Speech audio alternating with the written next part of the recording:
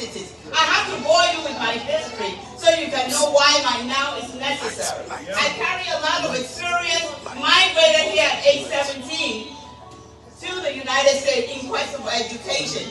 Education I got, and by the grace of God, with an MBA, went into a bank and started as a teller and left there as a vice president. Just to tell you that I've always been in things that ordinarily look impossible, but for God, nothing is impossible. So my experience in this race surpasses any experience, and I make bold to say that. Academically, I'm qualified. Experientially, I'm very qualified. Leadership-wise, I'm qualified. I've served in corporate America for 17 years. I have served in this community in different capacities. Currently a serving commissioner in the state of Maryland. So what I'm about to do to have a seat in Annapolis is not unusual for me. It's different. It's an elected position. And that's why I need each and every one of you. Because if you're looking for the most competent and qualified individual for this role, I will be number one. But with all of you going out to the voting booth and doing what you need to do, we can have that seat. And you're like, I don't even know you. Some of you are just meeting me today for the first time.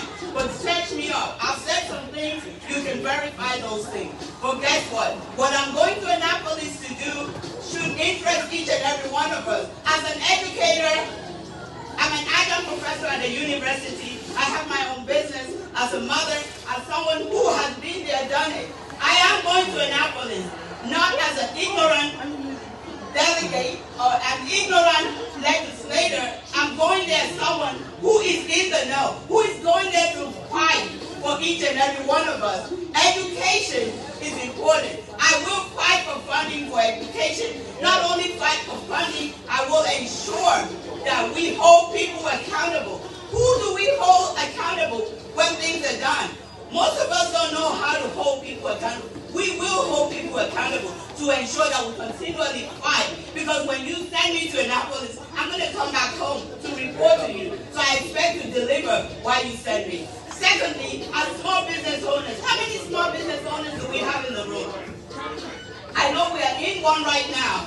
KOF is a small business in my district, in the state of Maryland, in Prince George's County, and they have been here for almost 5 years and waxing strong. And there's so many more small businesses who do not have resources, who do not have direct access to what needs to be done, especially the minority-owned businesses. I will make a difference in that area. I can assure you, I made a difference when I was the vice president of a bank, and I will repeat the same thing in Annapolis. As seniors, there's some seniors in the house. They're not tired, they're retired, but they do not have to choose between their medication and their food. They need to be able to be supported, and for those who still have the intellectual and the energy to mentor us, we will encourage them to do that. I can go on and on and on, but please check me out. Check our website at www.remiduyile.com, www.remiduyile.com. That is my website. All of the things I've just said, they're right there. And we are strong in this race. We raised the most money for the first filing. And because each and every one of you believed in us and you supported us. So I'm asking again, like Oliver Suits, let's finish strong. I need each and every one of you. No amount is too little. Donate, support. When we call you to come out and help us knock on doors so they can know I have an army behind me. Please show up. Let's show up. And on June 28th, let's have a victory party because God is going to do it. This is God's assignment and His name will be glorified. Thank you so much.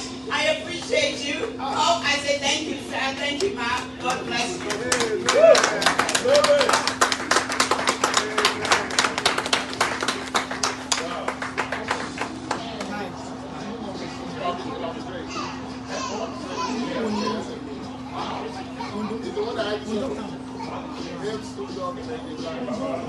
Successful.